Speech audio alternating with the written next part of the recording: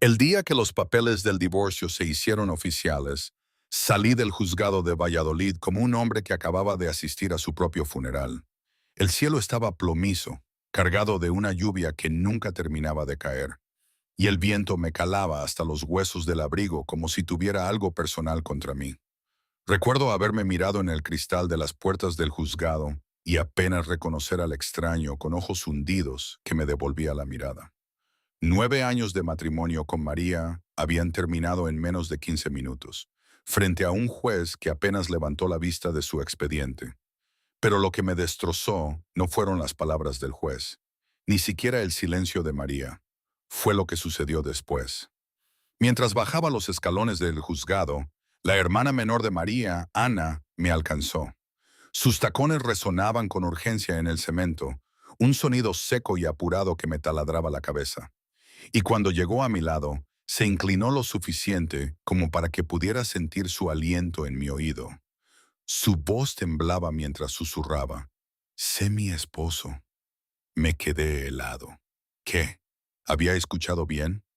Durante un segundo, mi mente se negó a procesarlo.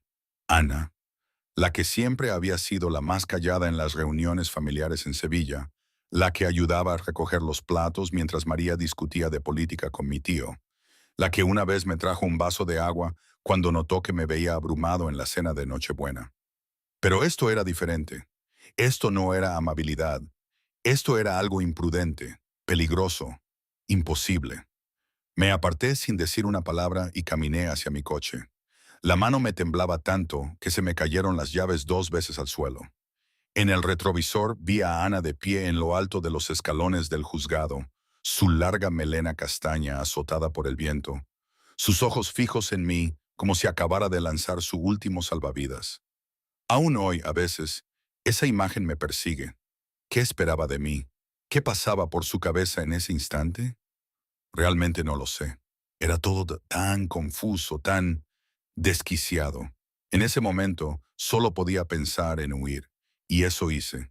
Conduje sin rumbo fijo por las afueras de Valladolid, intentando que ese susurro se disipara con el viento que entraba por la ventanilla. Pero no lo hacía. Rebotaba en las paredes de mi cráneo una y otra vez. ¿Cómo se llega a un punto así? Como dos personas que se juraron amor eterno acaban en una sala impersonal, con un trozo de papel sellando el fin de todo, mientras la hermana de una le propone matrimonio al otro. Es una locura, ¿no creen?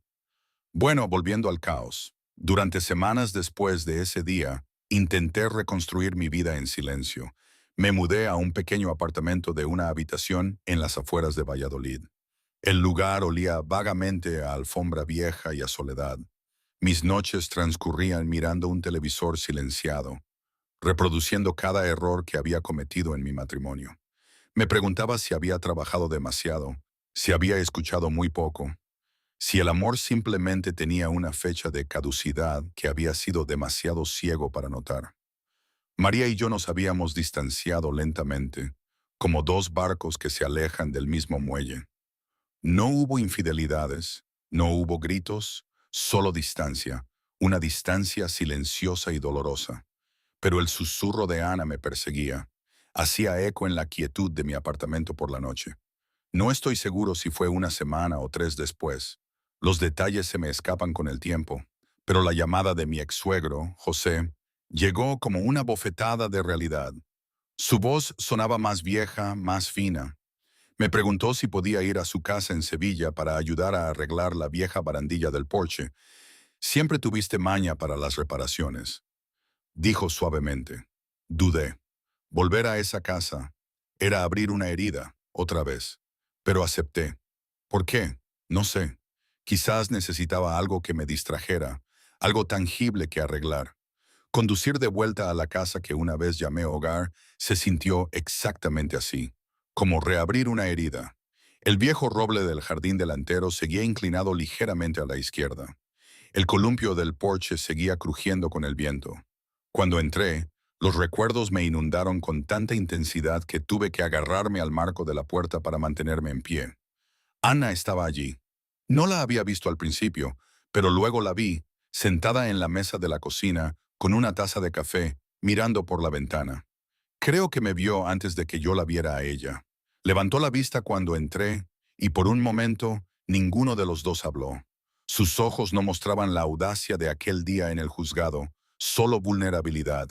Era una mirada que me perforaba, no con reproche, sino con algo mucho más complejo. Sentí una punzada de algo que no pude identificar. ¿Lástima? ¿Reconocimiento? Arreglé la barandilla en silencio mientras José observaba desde una silla de jardín. Habló de planes de jubilación y de viajes de pesca que nunca hizo. Su voz era tranquila, nostálgica, como si también estuviera sumergido en sus propios recuerdos. Me preguntaba si él ya sabía, si sospechaba algo de Ana o de María. Pero no preguntó, solo habló del clima y de lo bien que estaba quedando la madera. Cuando terminé, Ana me acompañó a mi coche. El sol de la tarde lo bañaba todo de oro. No repitió su susurro, en cambio, me dijo la verdad. María se había mudado a Seattle con un compañero de trabajo. El divorcio, admitió Ana, se había estado gestando durante mucho tiempo. Había visto la soledad en mí años antes de que yo me la admitiera a mí mismo. Confesó que su susurro en el juzgado no fue un acto de traición, fue de desesperación. No una desesperación romántica, sino algo más profundo. Le acababan de diagnosticar una enfermedad cardíaca crónica. Tenía miedo. Quería estabilidad. Confiaba en mí. Su honestidad me dejó más aturdido de lo que su susurro pudo haber hecho. Conduje de vuelta a Valladolid con una tormenta en el pecho. Parte de mí estaba enfadado. Enfado con la situación, con el destino, con lo desordenada que se había vuelto la vida. Pero otra parte de mí sintió algo inesperado. Propósito. Aquí tengo que parar un segundo. Todo esto, esta situación tan surrealista, era un torbellino. Imagínense, acabas de divorciarte de una mujer y su hermana, la callada, la que creías que apenas te conocía, te pide matrimonio. Y luego, resulta que no es por amor romántico ni por una locura pasajera, sino por miedo, por una enfermedad, por una búsqueda desesperada de estabilidad. En mi cabeza todo era un nudo.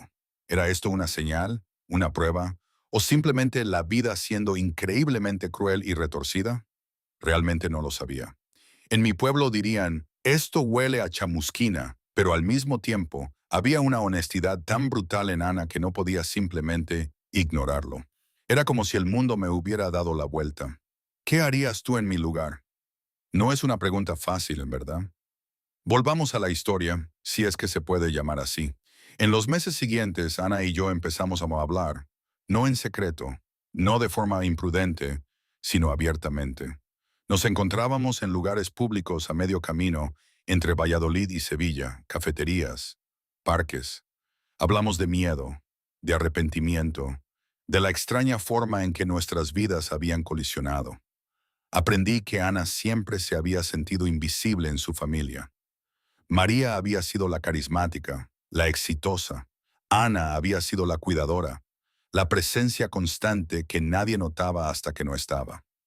Ella, con su enfermedad, se había dado cuenta de lo frágil que era la vida y quizás de lo poco que había vivido para sí misma. Manos a la obra, me prometí. Tenía que darle una oportunidad a esa voz interior que decía, escucha. A veces, cuando no podía dormir por la noche, pensaba en mi abuela. Ella siempre decía, no te fíes de lo que brilla demasiado, pero no ignores lo que te habla al corazón. Ella se refería a las promesas vacías y a la intuición. Y ahora todo esto sonaba a algo que podría brillar, pero Ana me hablaba directamente al corazón, con una vulnerabilidad que desarmaba. El castillo de cristal de mi matrimonio con María se había roto sin ruido, sin grandes golpes, solo con el paso del tiempo y una lenta desintegración. Quizás esta era la oportunidad de construir algo diferente, algo más real, aunque estuviera lleno de cicatrices. Una noche, sentados junto al río Duero, en un parque de Toledo, mientras el sol se ponía por el horizonte, ella me dijo que no se refería a mi esposo en el sentido tradicional. Quería decir, quédate a mi lado. Quería decir compañerismo. Quería decir, elegirnos el uno al otro, no por rebeldía, sino por comprensión. Aún así, la idea me aterrorizaba. La gente hablaría, seguro. María nos odiaría. Los amigos juzgarían. Es que, ¿cómo se explica algo así? ¿Cómo le dices al mundo que te estás enamorando de la hermana de tu exmujer? Pero la vida tiene una forma de encoger tus miedos cuando te enfrentas a verdades más grandes. La salud de Ana comenzó a empeorar ligeramente.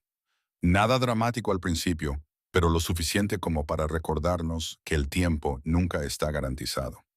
Una noche de invierno, fue ingresada brevemente en un hospital de Sevilla tras experimentar dolor en el pecho. Conduje a través de la nieve y el hielo sin pensarlo 2 veces. El coche patinaba un poco, pero no podía parar. Cuando llegué y la vi tumbada en esa habitación blanca y estéril, con un aspecto tan pequeña y frágil, algo dentro de mí se asentó.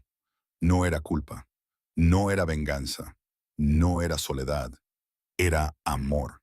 No el amor ardiente y apasionado que una vez tuve con María, sino un amor tranquilo y duradero, construido sobre heridas compartidas y segundas oportunidades. Me había enamorado de ella, de su resiliencia, de su honestidad brutal, de la forma en que supo ver lo que yo no veía en mí mismo. No sé si fue en ese preciso instante o si se venía gestando desde antes, pero en esa habitación de hospital todo cobró sentido. Fuimos despacio. Se lo contamos a su padre primero, a José. Él nos sorprendió sonriendo entre lágrimas. Siempre supe que eras un buen hombre, Carlos, dijo, agarrándome el hombro con fuerza. Sus palabras fueron un bálsamo. María se enteró meses después. Hubo mensajes furiosos al principio, acusaciones, y aunque no recuerdo exactamente qué me dijo, las palabras eran punzantes. Pero con el tiempo, incluso ella pareció entender que la vida había seguido adelante. No estoy seguro de si fue por aceptación o resignación, pero la intensidad de su ira disminuyó. Ana y yo nos casamos en una pequeña ermita en las afueras de Valladolid la primavera siguiente. La ceremonia fue sencilla, sin grandes discursos, sin gestos dramáticos, solo un puñado de amigos cercanos y su padre, José, sentado en la primera fila. Cuando Ana caminó hacia el altar, no parecía alguien que estuviera robando el pasado de su hermana. Parecía una mujer eligiendo su futuro. El matrimonio con Ana no fue perfecto. Hubo visitas al hospital, muchos días de agotamiento y de miedo.